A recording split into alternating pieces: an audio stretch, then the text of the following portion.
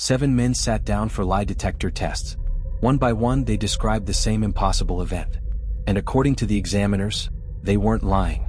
In 1975, a logging crew in rural Arizona claimed they watched their coworker get blasted by a glowing object hovering above the trees. Then he vanished.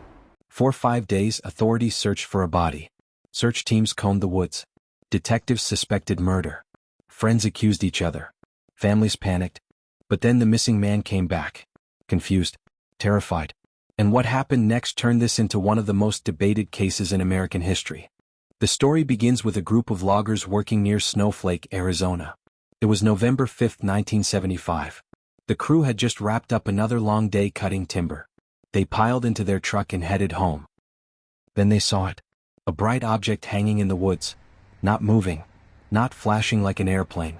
Not sounding like a helicopter. Just hovering there. According to the witnesses, 22-year-old Travis Walton jumped out of the truck and walked toward it. The others shouted for him to come back. Instead, he kept moving closer. Then, suddenly, a beam or burst of energy struck him. The men claimed Walton was thrown backward through the air. Panic took over. They drove away. But guilt set in almost immediately. They turned around and went back.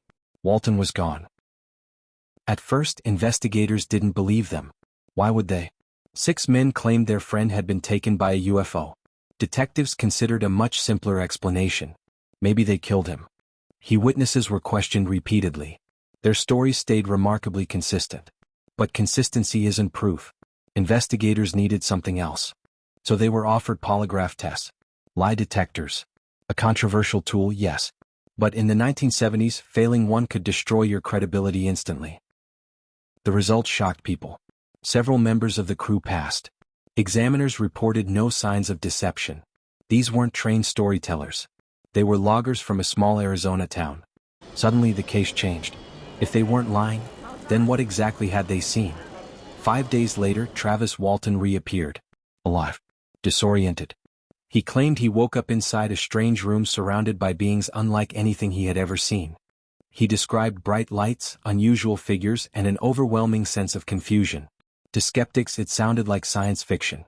To believers, it sounded disturbingly authentic. Walton himself later underwent polygraph testing. Some tests supported his account. Others produced disputed results. Critics pointed to inconsistencies. Supporters pointed to the witnesses. And that's where this story becomes fascinating.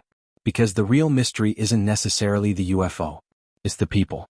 7 individuals who faced public ridicule, media scrutiny, and decades of skepticism, yet largely refused to back down. Nearly 50 years later, the Travis Walton case remains one of the most investigated alleged abductions ever recorded.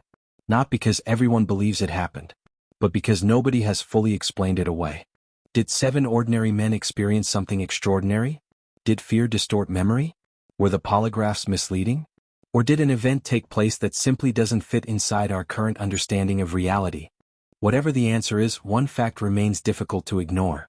Multiple witnesses told the same story. They took the test. They faced the consequences. And decades later, they still stand by it.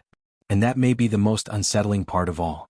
Not that people claim they saw something impossible, but that after half a century, nobody can prove they didn't.